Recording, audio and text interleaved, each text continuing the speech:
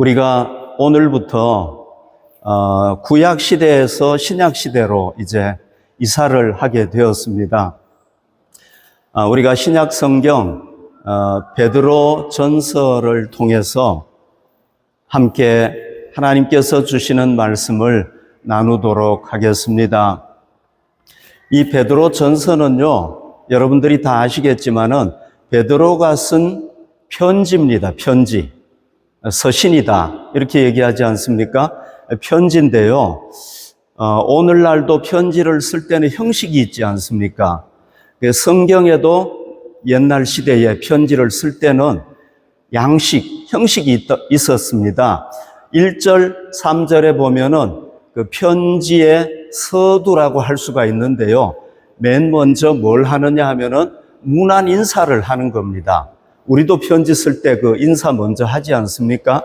그래서 1절, 3절에 보면 이제 문안 인사가 나오는데, 이 문안 인사는 그 당시에 이 신약 성경 편지가 많이 있지 않습니까? 바울도 편지를 쓰고 많이 썼는데, 그 전형적인 편지의 그 문안 인사를 따르고 있습니다. 베드로는 따르고 있는데, 세 가지 요인이 있습니다. 발신자, 누가 편지를 보냈는가, 그리고 이 편지를 받는 사람이 누군가, 수신자, 그 다음에 문안 인사하는 것으로 이제 끝이 나게 됩니다. 축복 기도하는 것으로 이제 끝이 나게 됩니다. 자, 이 편지를 쓴 사람은 누굽니까? 1절에 보면 예수 그리스도의 사도 베드로다. 이걸 누가 쓴 겁니까? 베드로가 쓴 거죠. 이 사람이 바로 편지를 쓴 발신자다. 그렇게 할 수가 있습니다. 자, 여러분 베드로에 대해서는 잘 아시니까 제가 간단하게 말씀을 드릴게요. 전직이 어부였죠. 직장 생활 하다가 신학교에 갔다고 볼 수가 있습니다. 3년 동안 신학 과정을 거치게 되는 거죠. 예수님께서 그 훈련하시는 신학 과정을 이제 거치게 됩니다. 예수님께서 공생의 마지막에 내가 이제 십자가를 지게 될 거야. 인류의 죄를 대신해서 십자가를 지겠다고 했을 때 이 베드로가 얘기를 하는 거죠. 예수님이 어디에 가시든지 저는 예수님을 따르겠습니다. 아주 호언장담하지 않았습니까? 그러나 막상 그가 위기가 닥치니까, 어려움이 오니까, 예수님을 따르다가 어려움이 오니까 어떻게 합니까? 예수님을 모른다고 3번씩이나 부인했던 그런 제자가 되고 말았죠. 너무 안타까운 거죠. 그러나 이 예수님을 3번씩이나 부인하고 통곡했던 이 베드로를 예수님께서는 어떻게 하십니까? 베드로가 갈릴리 바다에서 다시 고기를 잡고 있을 때 이 베드로를 찾아와서 그를 다시 제자로 회복시켜 주시는 거죠. 정말 주님의 크신 사랑을 우리가 여기서 발견할 수가 있습니다. 그리고 난 뒤에 이제 베드로는 자기를 사도 베드로다 이렇게 얘기하지 않습니까? 제자와 사도는 조금 다르다고 할 수가 있습니다. 그러니까 베드로는 제자면서 동시에 사도다 이렇게 얘기할 수가 있는데요. 사도라는 건 무슨 의미냐 하면은 보냄을 받은 자다, 대리자다. 여러분, 대리자라는 거는 어떤 사람이 보내가지고 대신해서 가서 뭔가를 전달하는 사람이 대리자잖아요. 마태복음 28장 19절에 보면 예수님께서 승천하시기 전에 11제자지요. 가룟 유다는 죽었으니까 11제자들과 그리고 예수님을 따르던 제자들에게 이렇게 말씀을 했습니다. 그러므로 너희는 가라는 겁니다. 이 간다는 게 무슨 의미입니까? 보냄을 받은 거 아닙니까? 여기서 사도가 나왔다고 볼 수가 있습니다. 그러므로 너희는 가서 모든 민족을 제자로 삼아 아버지와 아들과 성령의 이름으로 세례를 베풀어라. 예수님께서 가라! 이렇게 딱 얘기를 했단 말이죠. 보냄을 받은 자인 겁니다. 사도가 된 거죠. 네. 그래서 이 베드로는 어디까지 갑니까? 그 당시에 땅끝이라고 믿었던 저 로마까지 가가지고 복음을 전하다가 어떻게 됩니까? 결국은 순교를 당하지 않습니까? 십자가에 거꾸로 매달려서 순교를 당하게 되는 거죠. 예수님은 이렇게 십자가를 졌지만은 나는 예수님처럼 이렇게 십자가를 질 자격이 없는 사람이다. 나는 예수님을 3번씩이나 부인한 사람이다. 그래서 나를 거꾸로 십자가에 못 박아 달라고 해서 이렇게 거꾸로, 여러분, 그냥 정상적으로 못 박히는 것도 힘든데 이렇게 십자가에 거꾸로 매달려서 순교 당하게 되었습니다. 예수님을 심하게 부인했던 제자가 누굽니까? 베드로고 가룟 유다지요.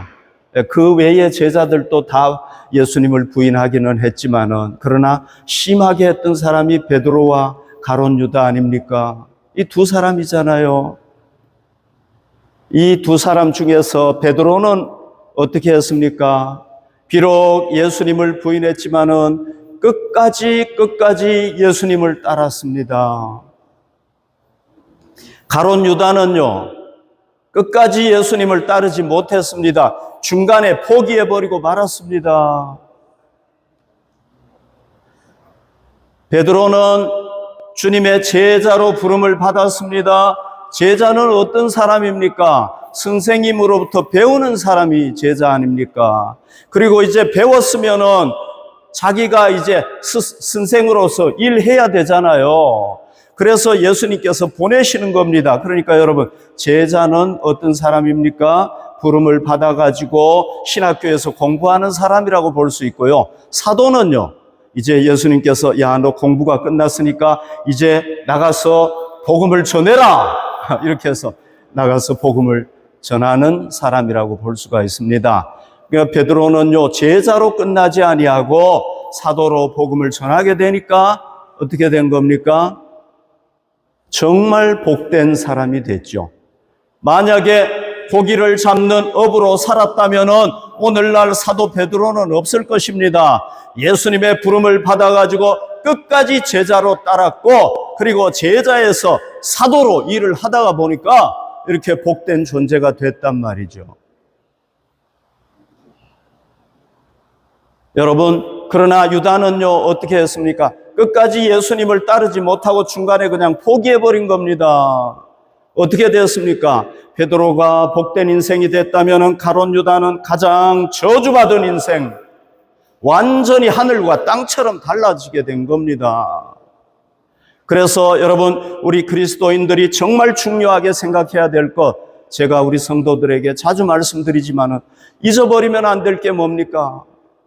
그냥 좀 예수님 말씀대로 잘 못 살아도 괜찮습니다. 아니, 잘 살아야지요. 그러나 뭐 어떻게 하다가 보니까 못 살 수도 있잖아요. 그러나 중요한 건 뭡니까? 끝까지 예수님 따르는 거란 말이죠. 중간에 포기해. 아무리 신앙생활을 잘했다고 할지라도 중간에 이단에 빠져가지고 그냥 곁길로 가버리면 어디로 가는 겁니까? 영원한 지옥으로 간단 말이죠. 그러니까 우리 어떻게 해야 됩니까? 끝까지 가야 되는 거예요. 언제까지? 내가 숨이 멎을 때까지. 아멘. 그때까지 우리가 따라야 된다. 우리의 신앙의 경주는요, 30년, 50년에 끝나는 게 아닙니다. 언제 끝납니까? 내가 숨이 멎을 때까지. 그때 끝나는 겁니다. 우리의 경주는. 그리고 우리가 주님의 제자로 부름을 받았으면 이제 뭐가 돼야 되겠습니까? 사도가 돼야 되는 겁니다. 마냥 가르침을 받고 어린애처럼 되면 안 되는 겁니다. 우리가 제자로 부름을 받았으면 이제 주님께서 야, 이제 너 그만큼 훈련 받았으니까 돼서 너 이제 가라! 복음을 전해라! 이래가지고 우리가 사도가 돼야 된단 말이죠. 맨날 제자에 머무르면 안 되는 겁니다. 여러분, 우리가 사도가 될 수 있기를 바랍니다. 그리고 이 편지의 수신자, 편지를 받는 사람들이 있죠. 이 편지를 받는 사람들은 누굽니까? 본도, 갈라디아, 갑바도기아, 아시아와 비두니아에 흩어진 나그네, 여러분, 이 본도 갈라디아 어딘지 잘 모르시죠? 지도에 보면 알 수 있는데 이게 오늘날 터키예요. 여기가 팔레스틴이고요. 그러니까 본도, 비두니아, 아시아, 갈라디아, 갑바도기아 여기가 다 지금의 터키를 튀르키예를 얘기하는 겁니다. 여기에 어떤 사람들 흩어진. 여러분, 이 흩어졌다는 말이 헬라어로 보면은 디아스포라 많이 들어보셨죠? 그죠? 디아스포라. 이 말이에요. 흩어졌다. 이 원래 디아스포라라는 말은 어떤 의미였냐면은요, 유대인들이 유대 지역에 살지 아니하고 이방에 사는 사람, 이방에 가서 사는 사람을 디아스포라라고 얘기를 했단 말이죠. 그러다가 유대인뿐만 아니라 이방인 그리스도인들도 흩어져 사는 사람들을 디아스포라라고 얘기를 한 겁니다. 그러다가 모든 그리스도인들, 각지에 흩어져 살고 있는 모든 그리스도인들은 뭡니까? 디아스포라. 그 다음에 나그네라는 건 뭡니까? 나그네라는 건 그리스도인들을 얘기하는 건데요. 우리 그리스도인들을 나그네라고 은유적으로 표현하는 겁니다. 은유적으로. 왜 그러냐 하면은 우리는 이 땅에서 살아가지만은 우리가 영원히 가야 될 곳은 저 하나님의 나라를 소망하면서 우리는 항상 저기를 바라보면서 살아가는 겁니다. 그러니까 이 땅에서 우리가 나그네와 같은 존재죠. 그래서 흩어진 나그네. 이 나그네에는 여러분 우리도 속합니까? 안 속합니까? 우리도 속하죠. 우리도 바로 흩어진 나그네란 말이죠. 그러니까 이 편지는 누구에게도 주는 겁니까? 우리에게도 주는 것이다. 아멘. 그렇게 받아야 됩니다. 자, 이 사람들에게 이제 편지를 쓰면서 베드로는 마지막으로 이제 3절에서 그 축복 기도를 하지 않습니까? 너희에게 은혜가 있기를 원한다. 이것은요, 은혜는 로마식 문안 인사예요. 은혜가 있기를 원한다. 로마식 문안 인사. 은혜와 평강이 있기를 원한다. 평강은 누구 문안 인사일까요? 유대인 문안 인사죠. 그죠? 그래서 유대인들은 만나면 어떻게 합니까? 샬롬 인사하잖아요. 그래서 헬라식 문안 인사와 유대식 문안 인사를 함께 하는 걸 볼 수가 있습니다. 이걸 봐도 유대인에게만 쓴 게 아니고 헬라인에게만 쓴 게 아니고 유대인, 헬라인 모두에게 썼으니까 오늘 우리 모두에게도 썼다고 볼 수가 있죠. 네. 자, 그러면 오늘 우리가 이 본문을 통해서 그리스도인은 어떤 존재인가? 우리가 그리스도인이 되기까지 어떤 과정이 있었는가? 우리가 어떻게 그리스도인이 됐는가? 이것에 대해서 베드로가 얘기를 해주고 있습니다. 여러분, 우리가 어떻게 그리스도인이 되었는지 한번 생각해 봅시다. 2절 보시면은요, 곧 하나님 아버지가 나오죠. 아버지의 미리 하심을 따라 성령님이 나오죠. 성령이 거룩하게 하심으로 순종함과 예수 그리스도의 핏부림을 얻기 위하여 택하심을 받은 자들에게 편지하노니 은혜와 평강이 너희에게 더욱 많을지어다. 여기 보면은요, 우리가 구원받는데 누가 일을 하셨느냐 하면은 성부 하나님, 성자 예수님, 성령 하나님, 삼위일체 하나님께서 일하셨다는 것을, 사역하셨다는 것을 여기서 보여주고 있는 겁니다. 먼저 성부 하나님의 사역을 봅시다. 성부 하나님은 어떤 사역을 하셨습니까? 곧 하나님 아버지의 미리 하심을 따라 택하심을 받은 우리 하나님, 성부 하나님은요, 뭘 하셨느냐 하면은 구원받을 우리를 미리 아시는 겁니다. 그리고 미리 선택하신 겁니다. 우리 하나님은 전지전능하시기 때문에 이걸 아실 수가 있는 겁니다. 2025년에 가면은 내가 구원받을 것이다 하는 걸 하나님은 다 아시는 겁니다. 우린 모르죠. 그러나 하나님은 전지전능하시기 때문에 미리 다 아신다. 그래서 베드로는 뭐라고 얘기를 합니까? 하나님 아버지가 미리 아신 사람들이 바로 그리스도인들이다. 미리 택하심을 받은 자들이 그리스도인들이다. 이렇게 얘기를 하는 겁니다. 그러니까 여러분, 우리 존재가 얼마나 소중한 존재입니까? 하나님께서 미리 아시고 탁 선택하신 겁니다. 그리고 우리 하나님은 3절 보십시오. 우리 주 예수 그리스도의 아버지 하나님을 찬송하리로다. 그는 많으신 긍휼대로 예수 그리스도를 죽은 자 가운데서 부활하게 하심으로 말미암아 우리를 거듭나게 하사 산 소망 있게 하셨다. 여러분, 우리 하나님은 긍휼이 많으시다 그랬잖아요.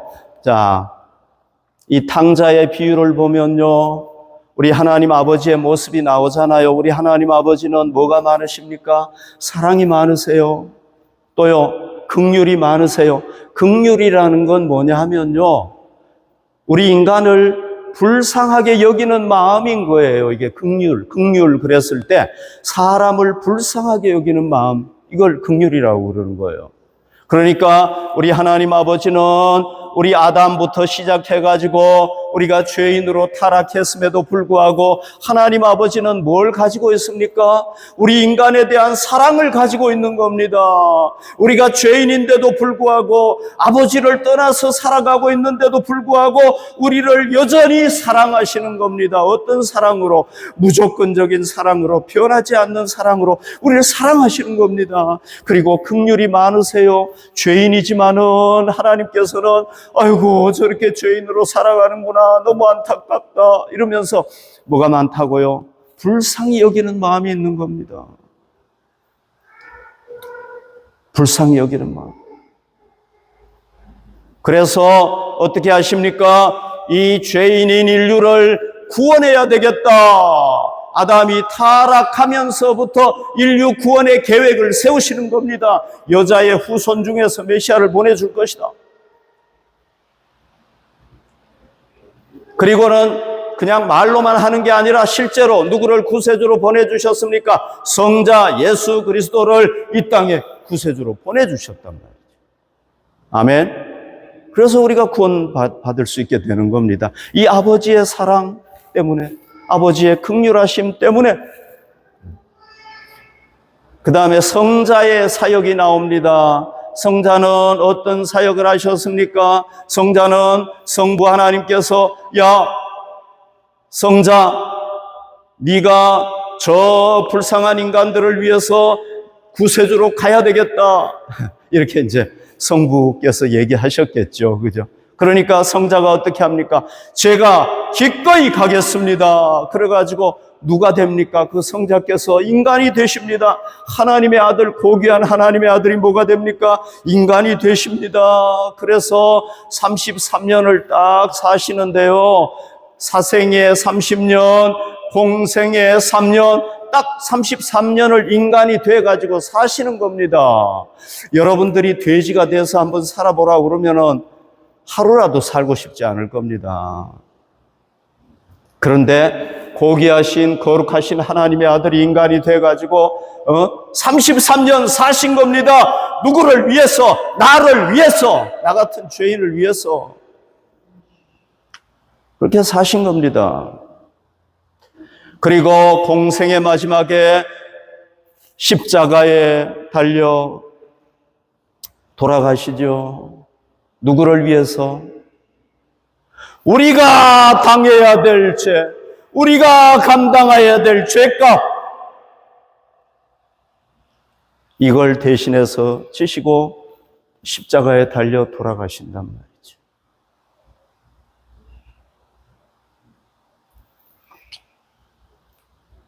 그러나 예수님은 어떻게 하십니까? 부활하시죠. 십자가에 달려 돌아가시지만은 부활하십니다. 부활을 통해서 뭘 보여주셨습니까? 두 가지를 보여주셨어요. 그분이 하나님의 아들이라는 것. 그분이 죽어버렸으면은 인간이겠죠. 그런데 하나님의 아들이라는 것. 더 중요한 게 있습니다. 그게 뭡니까? 우리도 죄사함 받으면은 부활하게 된다. 부활에 참여하게 된다. 내가 부활했듯이 너희도 부활하게 된다. 아멘. 예수님이 부활하지 못하셨으면 우리가 부활을 어디서 찾을 수 있겠습니까? 누가 부활한 사람이 있습니까? 아무도 없습니다. 그러나 예수님께서 부활하셨기 때문에 우리도 부활할 수 있다는 소망을 가지게 되는 겁니다. 그래서 부활하신 겁니다. 우리가 이 예수 그리스도를 당신은 하나님의 아들이십니다. 당신은 나의 구세주가 되십니다. 나를 죄와 죽음에서 구원할 수 있습니다. 믿고 그분을 나의 구세주로 영접할 때 우리가 어떻게 됩니까? 죄와 죽음에서 해방, 죄와 죽음 끝! 죄와 죽음에서 해방이 되는 것입니다. 그리고 이제 하나님과 함께 우리가 살아가게 된단 말이죠. 그래서 베드로는 우리에게 우리는 이제 어떤 소망이 있느냐? 죽은 소망이 아니라 산 소망이 있게 되었다. 할렐루야. 얘기를 하고 있습니다.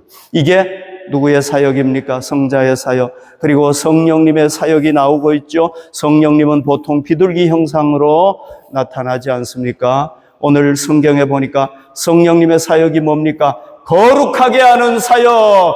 거룩하게 하는 사역. 성령님은 거룩하게 하는 겁니다. 우리가 예수님을 구주로 믿을 때에 성령님께서 우리를 정결한 하나님의 사람으로 씻어주시고 죄사함 받게 해주시고 우리를 뭘로 세워주시는 겁니까? 하나님의 자녀로 거듭나게 하시는 겁니다. 누가 하시는 겁니까? 성령님께서 하시는 겁니다. 그리고 우리가 이 땅에 살아가는 동안에 성화되게 하십니다. sanctification, 거룩하게 해주시는 겁니다. 우리를 justification 하셔가지고 그 다음에 우리가 이 땅에 살아가는 동안에 sanctification 해가지고 우리가 하나님 나라에 갈 때까지 성령님께서 뭘 하십니까? 우리를 마치 어린아이를 돌보듯이 갓난아이를 돌보듯이 우리를 그저 한 걸음 한 걸음 다 인도하시는 게 누굽니까? 바로 성령님의 역사인 것입니다. 여러분, 우리가 오늘 구원받아서 이 자리에 앉아서 하나님께 예배드릴 수 있는 것은 누구 때문입니까? 성부 하나님, 성자 하나님, 성령 하나님, 삼위일체 하나님께서 우리를 위해서 아멘, 동력했기 때문입니다. 그분들이. 그러니까 여러분, 우리가 구원받은 게 얼마나 대단한 분이 수고를 하셨습니까? 우리의 구원이 이게 보통 구원이 아닌 겁니다. 그래서 우리에게는 뭐가 있게 되었습니까? 4절에 섞지 않고 더럽지 않고 쇠하지 아니하는 유업을 있게 하신다. 우리에게 유산이 있습니다. 하나님 아버지께서 물려주신 유산이 있는데 곧 너희를 위하여 하늘에 간직하신 것이라. 성부, 성자, 성령님의 사역으로 인해서 우리가 어떤 유산을 받게 되었습니까? 우리가 지금 죽더라도 우리는 어디에 가게 됩니까? 우리의 영혼이 낙원에 갑니다. 그리고 주님께서 종말에 재림하시면은 새 하늘과 새 땅, 거기에 갈 줄로 믿습니다. 유대인들은 가나안 땅을 하나님으로부터 유업을 받았다면 우리 그리스도인들은 이제 주님께서 재림하시면 영원히 썩지 아니하고 쇠하지 아니하는 유업, 그게 뭡니까? 이 땅처럼 이런 곳이 아니라 우리의 몸이 부활해서 변화되듯이 이 지구도 이 우주도 새롭게 변화되는 새 하늘과 새 땅, 거기에서 살 줄로 믿습니다. 그러니까 여러분, 우리가 구원받기 위해서 얼마나 많은 성부, 성자, 성령님께서 고생하셨는가를 생각하고 우리의 구원을 절대로 놓치면 안 됩니다. 할렐루야. 여러분, 우리가 이 유업을 받아야 되지 않겠습니까? 지옥을 유업으로 받으면 안 되지 않습니까? 이 하나님의 나라를 유업으로 받아야 될 줄로 믿습니다. 여러분, 끝까지 신앙 경주를 잘 하셔서 이 유업을 받을 수 있기를 바랍니다. 베드로는 우리에게 얘기를 하고 있습니다. 우리 그리스도인들은 이 세상에 사는 동안에 뭘 받게 된다? 좋은 것만 받는 게 아니라는 겁니다. 시험을 받게 된다. 6절, 그러므로 너희가 이제 여러 가지 시험으로 말미암아 잠깐 근심하게 되지 않을 수 없으나 오히려 크게 기뻐하는도다. 우리가 뭘 받는다고요? 여러 가지 시험. 한 가지만 받으면 좋겠는데 여러 가지 시험을 받네. 여러 가지 시험, 여러분 성경에는 시험이 두 가지가 나오는 거 아시죠? 하나님께서 우리의 믿음을 연단하기 위해서 주시는 시험이 있습니다. 이거는 시련이라고 볼 수가 있습니다. 그러나 사탄 마귀가 주는 시험이 있습니다. 이거는 유혹, 달라요. 여기에 있는 시험이라는 건 뭐냐 하면은 하나님께서 우리의 신앙을 연단하기 위해서 주시는 시련을 얘기하는 겁니다. 우리가 이런 여러 가지 시련을 당하게 된다는 겁니다. 여러분, 이 시련은요, 시험은요, 부정적인 측면이 있고 긍정적인 측면이 있어요. 부정적인 측면은 뭡니까? 여러 가지 시험으로 말미암아 잠깐 근심하게 된다. 뭐가 있다고요? 근심이 있다. 하나님께서 어느 날 아브라함에게, 야 아브라함, 너 독자 이삭을 나에게 바칠래? 아유, 아브라함이 그때부터 근심이 시작이 됐겠죠. 그죠? 이 사랑하는 아들을 내가 하나님께 바쳐야 되느냐, 얼마나 근심이 됐겠습니까? 밥을 먹은들 그게 밥맛이 있었겠습니까? 잠을 잔들 제대로 잤겠습니까? 내 아들 바쳐야 돼, 내 아들 바쳐야 돼. 근심하게 된다. 그런데 잠깐 근심하게 된다. 할렐루야. 영원히 근심하게 된다. 아니고요, 잠깐 근심하게 된다. 긍정적인 측면은 뭡니까? 이게 나쁜 것이라고 한다면은 이것도 사실은 나쁜 것도 아니에요. 왜? 우리에게 좋은 걸 가져오기 때문에 좋은 거라고 할 수 있지만 어쨌거나 근심은 좋은 건 아니죠. 그런데 긍정적인 게 있습니다. 긍정적인 게 뭐냐면 이거예요. 7절, 너희 믿음의 확실함은 불로 연단하여도 없어질 금보다 더 귀하여. 우리의 믿음이 이 시험을 통해서, 이 시련을 통해서 뭐가 된다는 겁니까? 정금 같은 믿음으로 자라가게 된다는 겁니다. 아멘. 뭘 통해서요? 시련을 통해서. 여러분, 금이 어떻게 나오는지 아시죠? 그죠? 정말 99.99% 정금이 나오려면 어떻게 해야 됩니까? 이놈의 금을 그냥 불에다가 막, 그 불 속에다 집어넣어야 되잖아요. 또 꺼내고, 또 집어넣었다가 꺼내고, 이걸 많이 할수록 정금이 되는 겁니다. 이게 많이 할수록. 여러분, 금이, 나는 그냥 가만히 있고 싶어요. 불에 안 들어가고 싶어요. 그냥 가만히 있으면서 금이 되게 해주세요. 나 가만히 있을게요. 그러면 천년이고 만년이고 있어도 금이 됩니까? 안 됩니까? 안 돼요. 됩니까? 안 됩니까? 안 되죠. 금이 되려면은 고통스럽고 괴롭지만 어디에 들어가야 됩니까? 불 속에 들어가야 됩니다. 우리도 마찬가지입니다. 우리의 신앙이 성장하고 정말 정금 같은 믿음으로 자라가려면은 가만히 평안의 때에 그냥 세월만 지나간다고 되는 게 아닙니다. 그때는 신앙이 더 녹슬게 돼요. 그러나 고난이 닥쳐오고 어려움이 닥쳐오면은 우리의 신앙의 가죽이 점점 벗겨지는 겁니다. 때가 자꾸 벗겨지는 겁니다. 그래서 정금 같은 하나님의 사람으로 자라가게 돼. 그러니까 여러분, 참 저도 어떤 때는 시련을 당할 때 하나님 나에게 왜 이런 시련을 주십니까? 그렇게 생각할 때가 있는데요. 그러다가 또 뭘 깨닫습니까? 내가 이걸 통해서 정금이 되는구나. 깨닫게 되는 거죠. 여러분, 고난이 없으면은 이게 이치예요. 원리예요. 평안의 때에 막 신앙이 잘 자라는 것 같죠? 아니에요. 신앙을 까먹어요. 평안의 때. 이 유럽 사람들 보십시오. 독일 사람들 보십시오. 복 받고 평안하니까 그냥 예수님 점점 떠나지 않습니까? 우리 한국도 그렇고 미국도 그렇고 다 그렇잖아요. 하나님이 복 주면 다 그래. 그러니 이거 복 줘야 될지 말아야 될지 참 고민이에요. 그리고 예수 그리스도께서 나타나실 때에, 종말의 예수 그리스도께서 나타나실 때 우리가 정금 같은 하나님의 사람으로 서 있으면은 예수님께서 보시고, 야, 너 진짜 잘했다. 칭찬을 하게 되고, 너를 내가 이제 영광스럽게 해줄 거야. Justification, Sanctification, Glorification. 영광스럽게 해주시는 겁니다. 그리고 우리가 어떤 존재가 됩니까?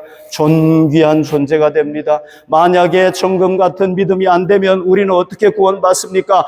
부끄럽게 주님 앞에 책망 듣고 부끄럽게 구원받을 수 있다는 거죠.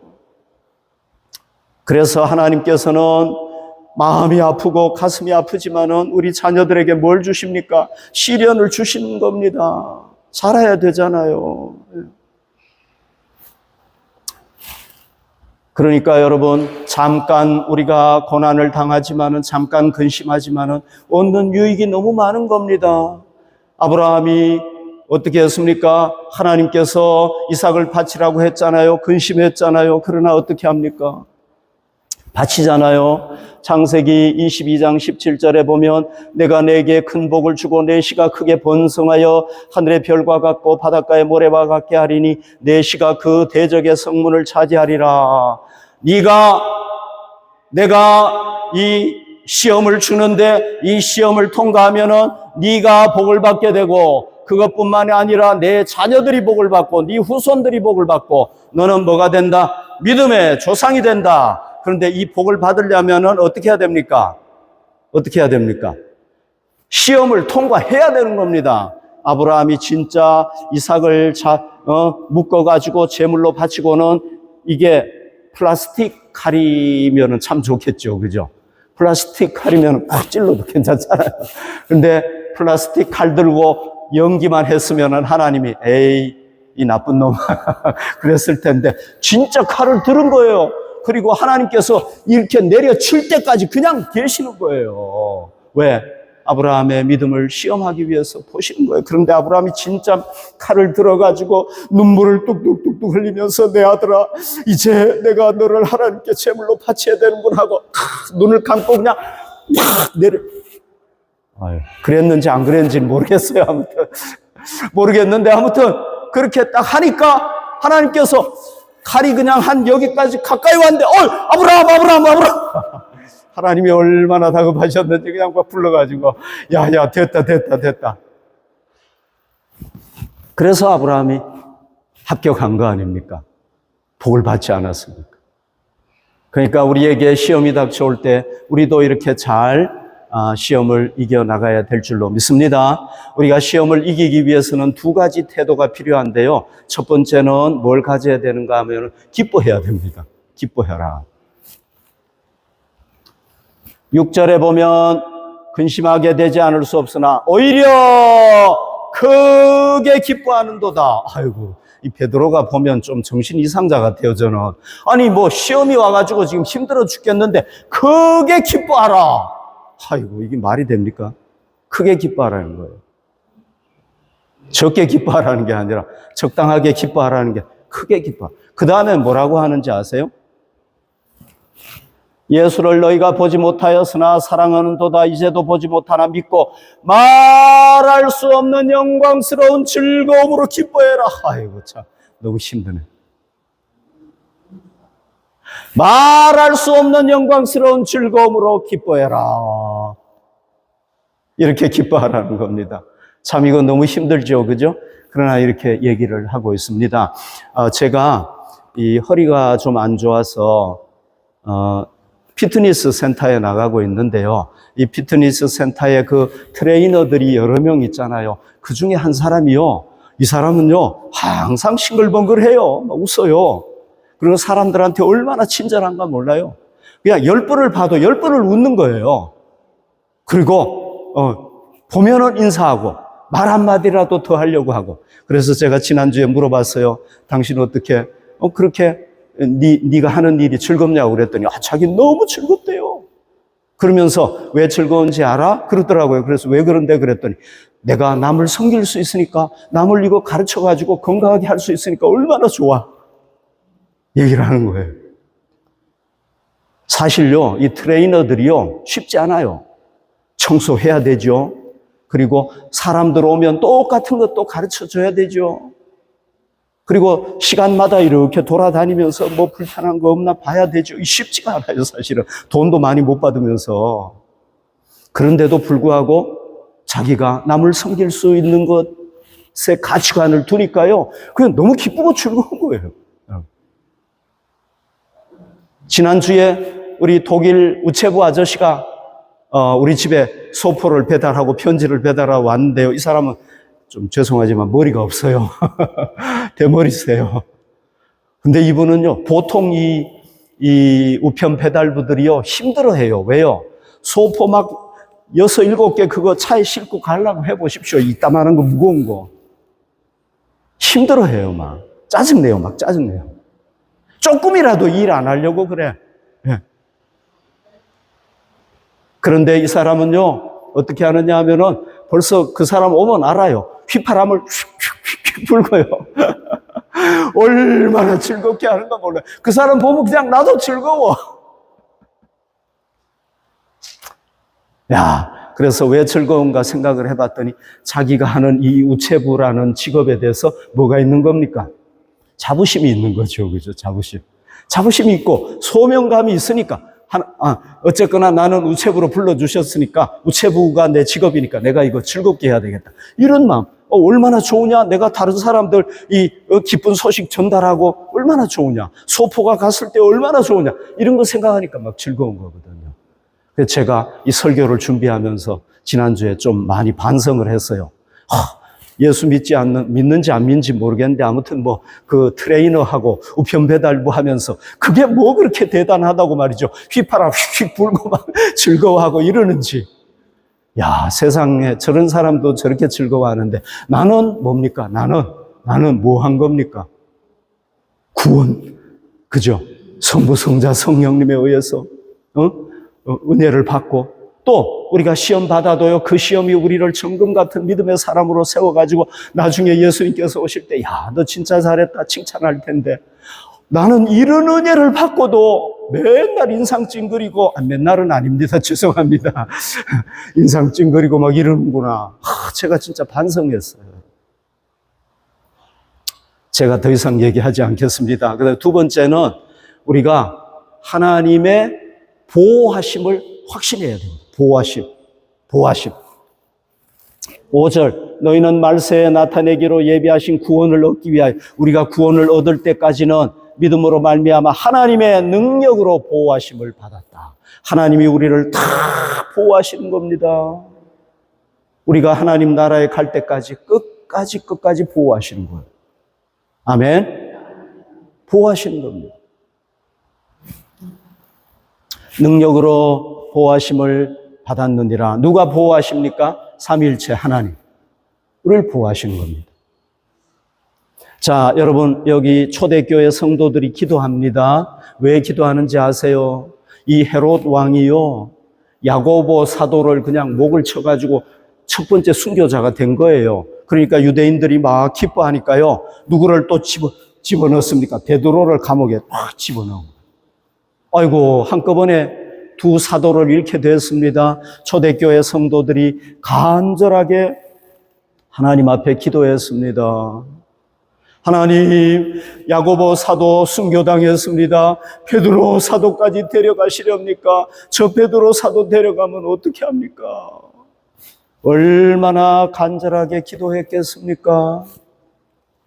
사도행전 12장 10절에 보면 이에 첫째와 둘째 파수를 지나 시내로 통한 세문에 이르니 문이 저절로 열리는지라 나와서 한 거리를 지나매 천사가 곧 떠나니라. 여러분, 지금 베드로가 감옥에 갇혀 있습니다. 자기 능력으로는 여기를 빠져나갈 수가 없습니다. 누구를 보내주십니까? 천사를 보내주셔가지고, 야, 베드로 빨리 일어나. 나 따라와. 그러니까 쇠사슬이 쫙 없어져 버립니다. 문이 스스로 쫙 열립니다. 그래서 쫙 나가게 된 거예요. 여러분, 베드로가 하나님이 보호하신다, 너희를 보호하신다라고 얘기했을 때는 틀림없이 이걸 생각했다고 저는 믿습니다. 하나님께서는 도저히 빠져나갈 수 없는 불가능한 상황에서도 자기를 건져내신 분이란 말이죠. 이걸 생각을 하니까 하나님은 우리를 보호하신다는 것을 확신하게 됐단 말이죠. 그래서 우리는 시험을 당하지만은 그러나 우리 혼자서 어렵게 시험 당하는 것이 아니고 누가 함께 하신다? 성부, 성자, 성령, 삼위일체 하나님이 우리와 함께 하신다는 것을 베드로가 강력하게 얘기하는 겁니다. 그래서 우리는 시험 당해도요, 하나님이 피할 길도 내시고 다 도와주시는 겁니다. 그러니까 우리는 그냥 시험을 향해서 앞을 나가면 되는 겁니다. 아멘. 그래서 우리가 이 땅에서 꼭 하나님의 사람으로 승리할 수 있기를 바랍니다. 우리 하나님 앞에 찬양 드리고